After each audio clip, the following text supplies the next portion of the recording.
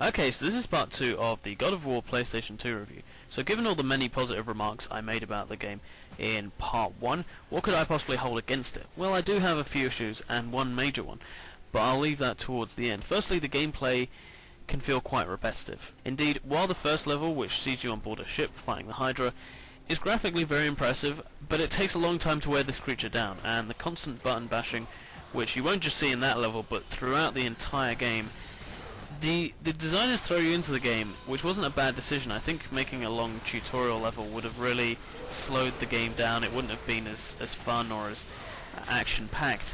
So I think they were right to throw you into it. I just think they could have done it better. The game didn't start off with quite the bang that it should have. Similarly, the end of the game I felt to be really poor and disappointing compared to everything in between. I thought the middle of the game was excellent, all the story elements and where you were meant to be going and what you were meant to be collecting and stuff, but I didn't like the voice work or art style of Ares, which I felt contrasted so markedly with all the other beings and gods in the game and the character voice work.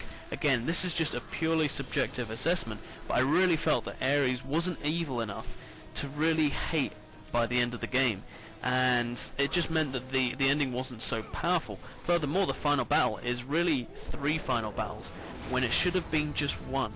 While not trying to spoil anything for anyone who hasn't played it, I like the fact that they were just old-fashioned duke-outs, i.e. no puzzles involved in the final boss battle, but having 3 battles was just excessive, and the third was simply a repetition of the first, but with no magic. So to say I was genuinely bored by the end was no exaggeration, which is a real shame, as to go out on a whimper is not really what should have happened, as the rest of the game, like I said, is pretty solid. There's no camera option in the game. For the most part, I preferred the right analog stick to be mapped to the dash controls, where you kind of do a little forwards roll, but there are occasions where even a slight perspective change would have been useful, just to know if there were any other puzzle elements in these trap rooms that I was missing out on, that I wasn't seeing something on the wall or something else like that. Another issue is the audio level of the voice acting during the cutscenes. It isn't all that audible sometimes, and there's no subtitle options, which is pretty baffling, to be quite honest, in this day and age.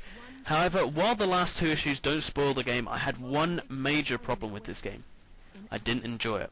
Now, while it should go without saying that to say that you didn't enjoy something is not exactly the same as saying it's unenjoyable, it just means that it was absent of that kind of enjoyment that you sometimes hope for or expect in games made to this standard. Clearly, from all the points that I made in part 1, this is an excellently made game.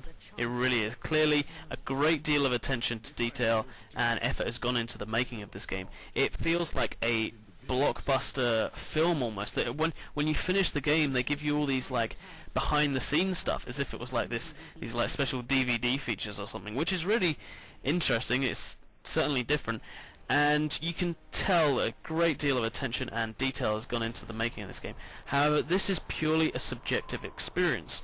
Never during the game did I really reach the hook point, a point where the game grabbed me and sucked me into its world. I constantly felt throughout the whole game that I was outside the story looking in, and if I was scoring it simply on technicals, it would get in the 8 region like an excellent score, meaning an excellently well designed game. There's no question about that. However, I do also have to take into account my own enjoyment if I am to actually give an honest review and not just go along with anyone who likes this game and go along with every other review out there. I do have to genuinely go on my own enjoyment levels. I can't really just say it's enough to be something technically impressive. I really do have to enjoy it at the same time. That's why I play computer games. So while I can't seem to put my absence of enjoyment playing God of War down to anything specifically, I'm going to end my review by saying this. Firstly, don't read too much into my score. It's only suggestive. What matters more are the points raised in the review.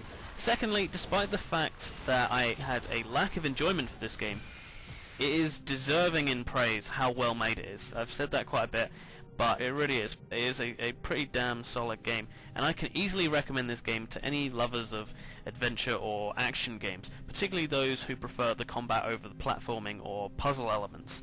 While I didn't enjoy it as much as I really hoped I would, or really wanted to, I consider this perhaps perhaps I was the exception to the rule in that case. I would say most people who really enjoy this genre would absolutely adore this game, so it's easy for me to recommend it. So to conclude, God of War for the PlayStation 2 is a good game overall.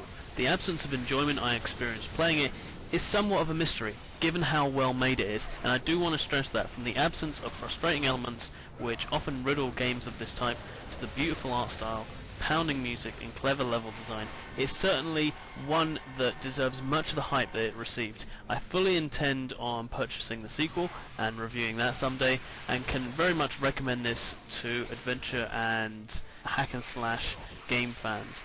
It misses out on an excellent score from me, but it's still a good game and gets a well-deserved 7.5 out of 10. And that's me.